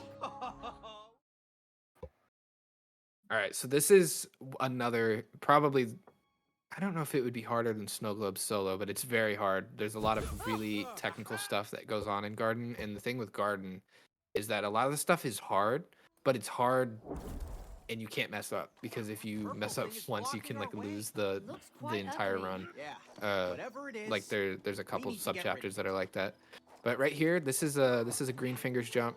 It's the same thing as the very beginning of Snow Globe, where he's holding crouch before he leaves the ground, and we just do that to get a slide jump off of this tiny little piece of wood, and then we're just able to get out of bounds in the very first area of this sub chapter. And so now we're just going to the end. Still just like, there's a lot of like good movement here that you can do. There's like some good slides and stuff. I'm pretty sure he's gonna, yeah, right here. He just, oh no. A little accidental ground pound, and since the characters got out of line there, he's gonna have to reline them up because solo co-op problems. So Yeah. that's okay though. That's some optimization stuff there. Nothing too crazy. Okay, what we really don't want to happen is we don't want to see him miss this jump coming up. Not this one, but the one where he gets onto the fencing. There he goes. Yeah. Okay, so he actually does this the safe way, which is very smart of him. So he's chilling now. He's good. Yeah, that was something he changed a few days ago, where because he used to go down onto the fence and then have to jump them up onto the part that he's standing now, one at a time. But he figured out you could just line them up before that and then just get onto the bush, which makes it much more manageable. Very nice. And this is one of the few cutscenes we can't skip for some reason. It's a short one, but we are going to be entering a boss fight here, but we don't kill bosses around here. We're going to jump out of the boss arena and just trigger the end of the level. Unfortunately, without hitting every single checkpoint on the way here, you have to enter this boss fight to catch up to checkpoints. So there is an alternative route where you hit every checkpoint and then you skip this boss entirely, including that cutscene. You never come into this boss arena, but it is significantly trickier, and it's quite new, so this does the trick. And so he just jumps straight out of the boss fight, completely ignores it, and breaking this plant takes him to the next subchapter, which would be weed whacking. So the next two sub-chapters are going to be really good showcases of GoodNoise's solo ability, because these are both chapters that really, you just need May. Because in this chapter, May gets a scythe that when we use the scythe into sloped collision, can give her a boost. And we use that to get some slightly better movement than what Cody could do. So a lot of Garden is technically May carry, although Cody can do it. If May gets out in front, a lot of times it's just better to let May do it, because it's just gonna be faster for her regardless. So like right here, so those are the scythe climbs, and he's just gonna basically the entire weed whacking level is loaded from the very start, and it's mostly just collision. There's some invisible like water and stuff that's not totally loaded, but the hitboxes for them are. So he's actually navigating like a slight minefield here of just like invisible water that if he falls into it, you're gonna see it up here because there's one mandatory that we have to take, little like T-pose death that we have to do because the game's not sure what to do with us. But yeah, so right here he's gonna get a big slide jump right up to the air. So that one's the one mandatory death that we have to take there, and then we just keep going. So now we're like underneath it, and we can just keep moving. Yeah, So if he was even remotely left or right of where he landed into that water death, you can actually soft lock the game there and force a restart from the very beginning of this sub chapter. So that's extremely dangerous. Sure, you're right in the center there.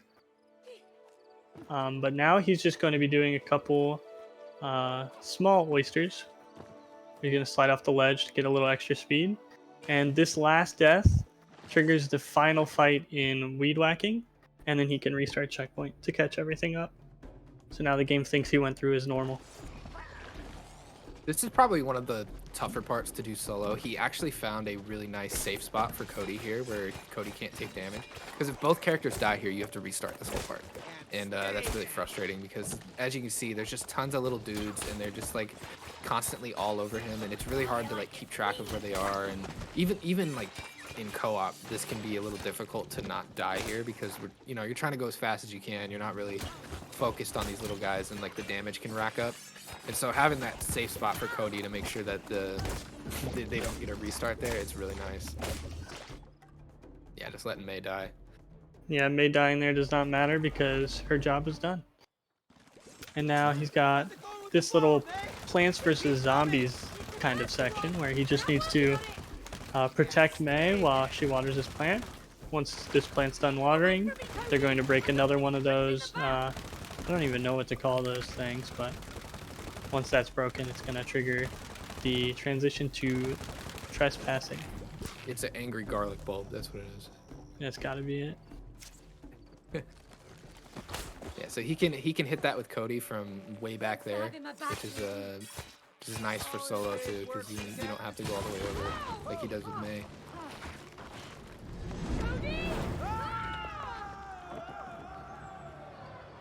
And here we go into trespassing, another May carry chapter because she has a couple small tricks she can do with the scythe that Cody can't do. So normally in a co-op run, you'd have both players progressing through this section because it's very high risk. There is a lot of places in this section where you can cause a full reset of trespassing, losing up to like 2 minutes, which is insanity. That's just a dead run at that point. I think this is the most punishing chapter in the game if I had to pick one. It's terrifying. You can do as little as a ground pound to lose up to 2 minutes here. So you're going to see he's actually out of bounds, but normally in this section, you have to navigate a cavern full of sleeping moles. So there's a noise meter here. Typically, Cody provides moss for May to walk on to silence her footsteps, and May can sneak through.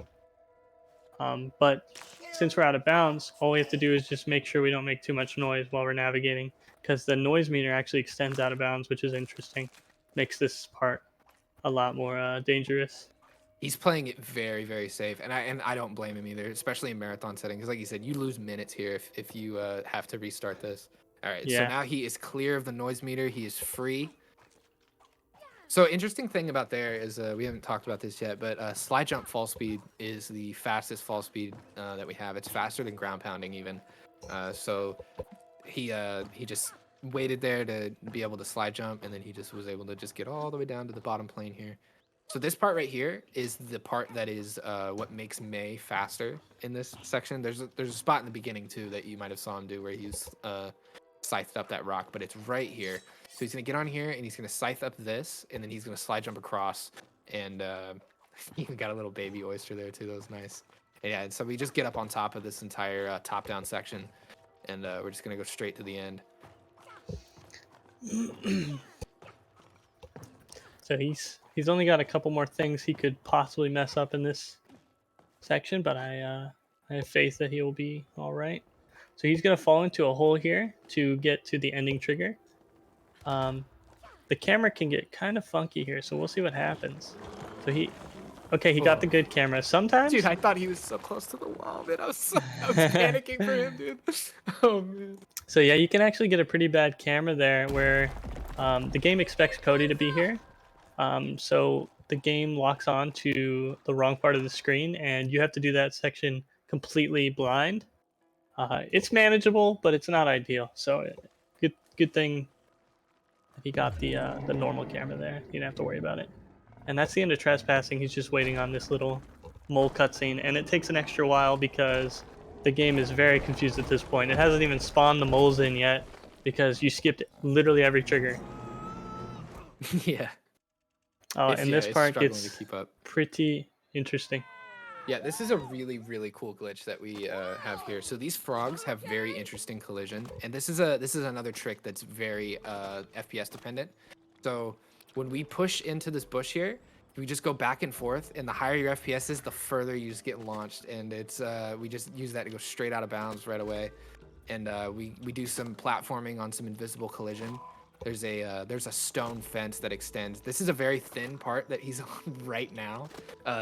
Much harder than it looks. You can't just like land anywhere there. It's pretty thin, but pretty like consistent once you've practiced it for sure. And so we're gonna do this to do another mini game warp up here to snail race. That is basically skips the entire level, and so he's gonna load snail race here, and then he's gonna reset checkpoint, and then he has about 30 seconds of gameplay left, and he's done with this small chapter here. Made it to the greenhouse. Now just to get up to that window. So a little restart checkpoint saves like 10 seconds of platforming. And now he's going to send May to the top, and he's going to be watering the proper plants as May, while Cody platforms up these lily pads. Not really lily pads, but Keep it going, whatever. May. Little leaves. You're doing great as well. No soft lock there. Made it. Nice RNG jumping. bless. Oh, the grabbing the ledge? That's so Yeah. funny. I can't believe that happened.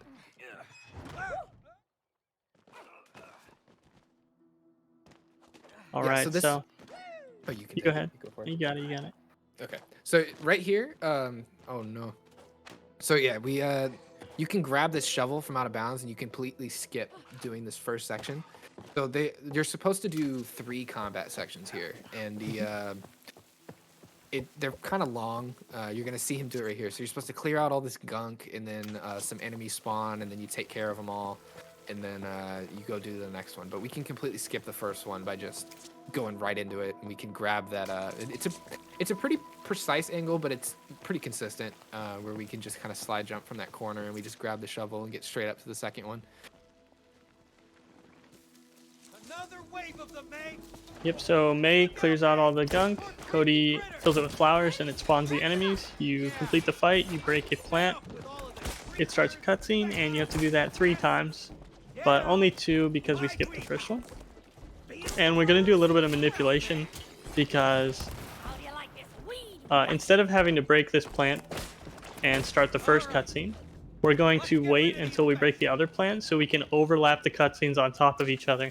So that way they take half as much time. We only have to wait for one cutscene. Yeah. And then we get to start the real boss fight of Garden, which is Oh boy. It's a pretty big snooze fest on co-op, but on solo it's very stressful because there's so much that can go wrong because it's a lot of combat, and then you have some auto scroller sections which aren't too bad. We have a safe spot for one of them, but it's just like You want some more? it's a long boss fight. It's like 7 minutes and some change. For solo, I think it's probably pushing 8 or 9. But it's long. It's a long boss fight, and there's just a lot that can happen because it's just all combat. I think it is the longest boss fight in the game. So Oh, here, sure. Cody's going to stick around to help just a little bit to help clear out some of the ending monsters. And then he's going to come back to this side and get ready to break the plant. Because each of these plants, like I said, starts a cutscene. So he's going to break them at the same time. The cutscenes are going to overlap each other. So he only actually has to wait for one cutscene to finish. Oh, he's got an enemy hiding from him. He got confused there. He was waiting for this bulb to open up. And there was a little tree monster hiding on the edge. Do a little trolling. Do a little bit of trolling. And there we go. So he's got one more bulb to break here. It's going to look a little weird because that bulb that we left at the beginning is sitting right there. That's supposed to be broken already. And there's going to be a lot of invisible collision that he's going to jump over with May to get access to this bulb.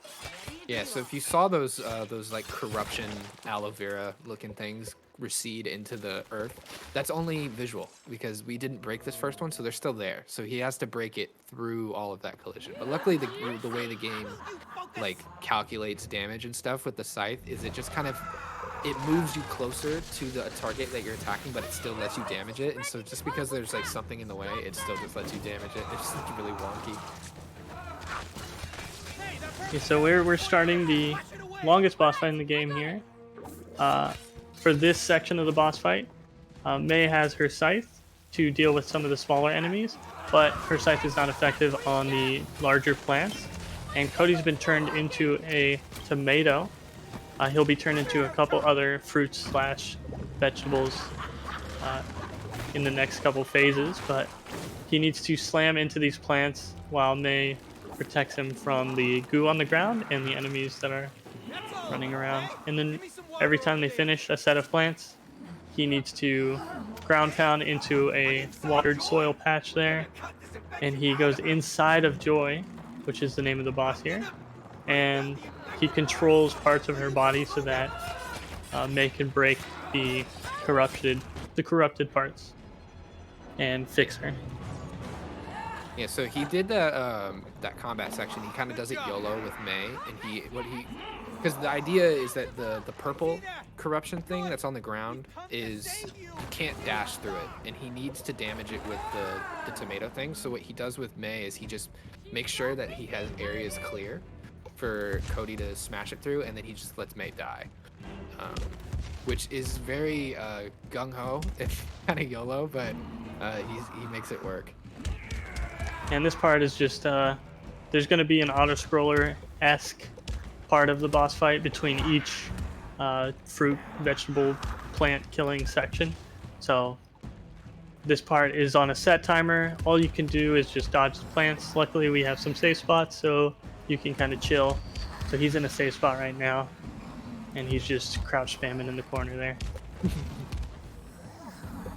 Once the save icon pops up in the bottom right, he's going to restart checkpoint, and it's going to skip a long cutscene, and he's going to spawn in as the next fruit or vegetable. I believe he's a potato. Yep. French fried. So once again, he's just going to kill these plants. They always spawn in the same locations on each phase. So the first phase they spawn on the sides and then on the front. This one, it's the sides and the back. So once you memorize them, you can get ready before they even show up, which is nice. It's always the same.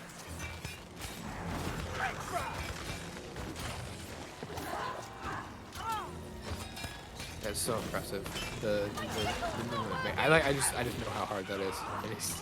Yeah, I mean so impressive. This section as co-op, this section's a joke. You could literally fall asleep and do this, but as co-op or as solo, it's definitely a lot more interesting. Here we go. We're gonna. The co-op strategy is to just kind of keep May away from Cody because they all aggro to May. So you just kind of stay away from Cody and you just shoot from across the arena. But he doesn't really have that luxury. That's as a solo. So it's way more hectic. And next auto-scroller section is starting here. So he's going to be dodging some smashy plants on these little flower pot bases here. There's no safe spot for this section, unfortunately. We've looked, and we were unable to find one so far. Never give up. Never Never give up though. Maybe someday. Be the day. But yeah, this is a good time if you want to say anything as a host. So we still do not have any more new donations, but again, if you are curious about the charity that this is all for, exclamation mark charity. If you are looking to donate and you have the funds to spare, exclamation mark donate. So just dodging these. The only thing that could go wrong here is if both players die. This is also always the same pattern, so he might even have this memorized. Yeah. This is another section. It's like that same section in Clock where he really only has to do it with one, and he can let the other die. But he's just flexing on all of us, honestly. It is interesting. I think I remember asking him about this though when he was first learning this chapter, and he was like, he just feels more comfortable doing this one with both. And it's not particularly hard either. It's just jump dash. We're going to lime time. Same old thing, just now he's a lime. And after this section, no more auto scrollers. We're going to be breaking the last corrupted piece of joy, and we'll be on to the last chapter of the game. Also the second shortest chapter in the game for the any percent category, because is there 4 or 5 sub-chapters in Attic casually? 5. Do you remember? There's 5? Yeah. And we skipped 2 of them, so. Because there's a few mini games in the very first section of Attic, and it's a section they have you come back to a couple times, but it's different every time, because you go to one and then you do some stuff in one and then it brings you back and then you go into another chapter and then you come back. But there's a new mini game that gets unlocked when you unlock each of these areas, and since we're speedrunners and we're just good at the game, we can get up to those mini games without having to do it the intended way, and we can mini game work for them, and then the game thinks that those sub chapters are already complete. So we just do 2 of those in a row, and then we're out. We go straight to the 4th one. Yep, so we're going to be loading into Attic here. We are probably less than 10 minutes from the end of the run at this point, assuming all goes well enough. So yeah, he's going to make his way to the first minigame now, by abusing the rope swing here and some movement. So he's going to teleport to musical chairs. And the only reason we need to do this is very interesting. It's because the lights that he's about to come across would not have spawned in if he didn't do a minigame warp to that section. Because the lights only spawn in once you complete the sub-chapter called, I think, Rehearsal. So you're not supposed to get to that minigame before you complete Rehearsal, so the game assumes that you finished Rehearsal so it can spawn the lights in. And then we use the lights to get to the next minigame, which now the game thinks we've completed Symphony. And we're going to the 4th sub-chapter immediately, which is Turn Up. And here is a throw to Rainbow Road from Mario. Surreal, but fun. And this section's pretty cool. We do skip a lot of it. That's one of the skips. The main skip for Rainbow Road right there, where we clip through a wall to skip a bunch of turns. And the main strategy here is to minimize your ground time. The longer you're on the ground, the more your speed will deteriorate. So just by spamming jump, you maintain a lot of speed, and then you can pick up boosts to stay at like maximum speed. And he can skip that grapple as well, but he chooses to play it safe. I was a little nervous for him too. It looked like the spot he jumped from might not have been ideal. Yeah. Now this part's very interesting because there's a wall he's going to try to jump over. He needs to maintain enough momentum, and then he needs to time this jump properly, which he did. And he can go over that wall and get a checkpoint, and that brings Cody over to him. Yeah. And so this is a auto scroller that we found ourselves. We basically just jump off here and then you just fall for like 25 seconds. Luckily, the autoscroller that we found ourselves is much faster than the autoscroller we just skipped. Yeah. Because the alternative route would be platforming. Quite difficult platforming, actually. I always seem to die whenever I used to have to platform the other way. And then you get to a disco ball, and you have to ride the disco ball down a long, winding path. And it takes a few minutes. And by doing this, we can hit a death warp and spawn at the end of where the disco ball takes you.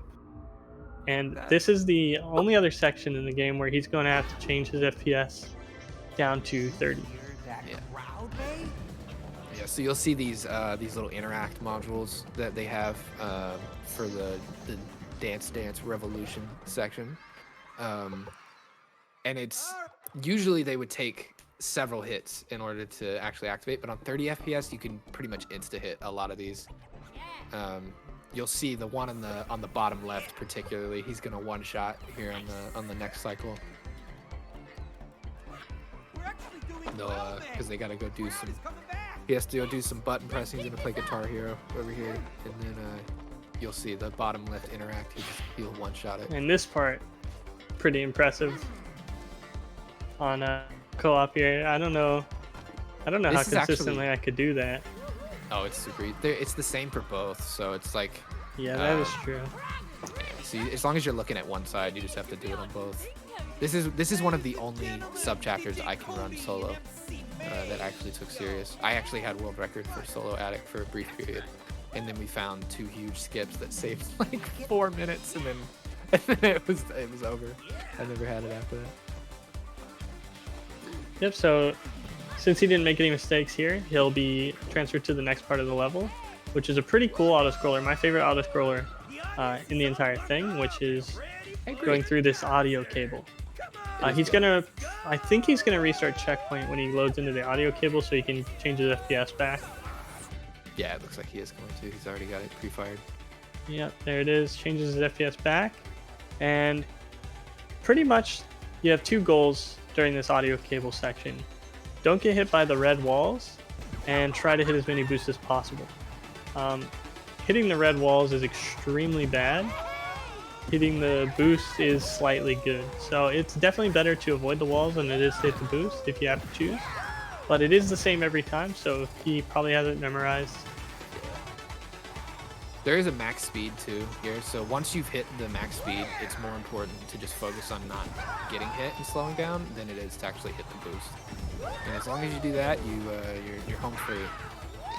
And we are about to enter, after this, the final subchapter of the entire game with a very interesting skip. Yeah, those of you who've played this casually, if you've seen the ending, you know about the long walking section of meditation that she has before the final performance of the game. And yeah, we broke that wide open. So it turns out that when you start this section, you start slightly in the air coming out of the cutscene. And while you're in the air in this section, you don't lose control of your character, because what this does, it's a forced walking section. So while you're on the ground, you have to walk, and it's really slow. But while you're in the air, you can jump dash, you can buffer ground dashes out of it, and you can still jump out of those ground dashes. So what you're going to see him do is he's going to be spamming dash out of these cutscenes, and then he's going to fly through the doorway, and then he's going to go flying. He's going to platform all the way to the end. Here he goes. This section is so much harder than it looks. If you spend just like that, if you spend a little too much time on the ground, and I'm talking like milliseconds, then Let's he's gonna go. instantly revert to very nice, very nice. He's in here before we even see it. Let's go, dude. You spend any time on the ground at all, you're going to get put into the walking That was world record, animation. Oh yeah. Oh yeah. Oh, that was, like, very easy nice. world record, I Sub can tell. 150 or what? No. No, sub 150. I Um, assume that means I should be pausing the timer. Right now, Oh, yeah. yeah. Sorry, that was a 152 even in-game time. So when they kiss, that's when the timer actually stops. But since the stream delay, he was a little bit ahead. So, but that's okay. Yeah, that's roughly 152 flats. That's That's roughly- crazy. You're Very crazy. nice. Very nice. Oh man, what a run! Yeah, that was a beautiful run. And that's a new world record for It Takes Two solo co-op. That's Heck awesome. yeah. Were you local Absolutely recording? Incredible. I was not. No. Okay. Well, It's we need a FTLG to highlight it for you. oh We will be highlighting all of the runs Sick. on Twitch, and then we will also be uploading them to YouTube as well. So I'll just quickly put the socials in chat. If you want to follow the YouTube, that way you can see when we get them all uploaded, and then we will send out the links in the runners chat to awesome. everything. That's awesome. It'll probably take like a week ish for it all to happen, but I can prioritize this one. That's okay. Nice. I'm pretty sure the Twitch VOD will be highlighted. I'm pretty sure like in a day, probably. All right. So, yeah, Sweet. perfect. Thank you guys for having me. I really appreciate the opportunity. Kind of crazy that we have 8,500 people here. Thank you all for watching. Hope you enjoyed. I'd highly encourage you to try out this game, It Takes Two. It's a really, really good game. I highly recommend it, and I'm sure anyone in the community would also say the same thing. Speaking of the community, if you want to check out our Discord for It Takes Two speedrunning, it's on the speedrun.com page for It Takes Two, so you should be able to find it that way. Thanks again for the opportunity. This was awesome. Yeah, Thanks, and like heaps for anybody being who saw this and they like think that they would be worth running, like it's even if you don't have a partner, like we said earlier in the run, like there is a friend pass version of this game that is free, and you can play with anybody who owns the game. Most of the people in the speedrun server, I'd say probably 90 to 95% of us actually own the game. So we have a find a partner channel and stuff like that that you can join in. You can just run with whoever. A lot of us run with pretty much anyone who's available. It's a good time. We really like having you guys in. We like showing you guys the ropes and stuff. It's a fun game. It's really fun movement. It's all around. Just yeah. Absolutely. awesome. Well, next up we have Hippienator with Superliminal All Collectibles Flight Stick. So stick around for that one. Coming up very soon. Thank you all for being here. If you would like to, do It Takes Two, speedrun.com website, It Takes Two, and join the Discord. We'll Heck be yeah. back soon. Thank you. Thank you. Thank you very much. Yeah.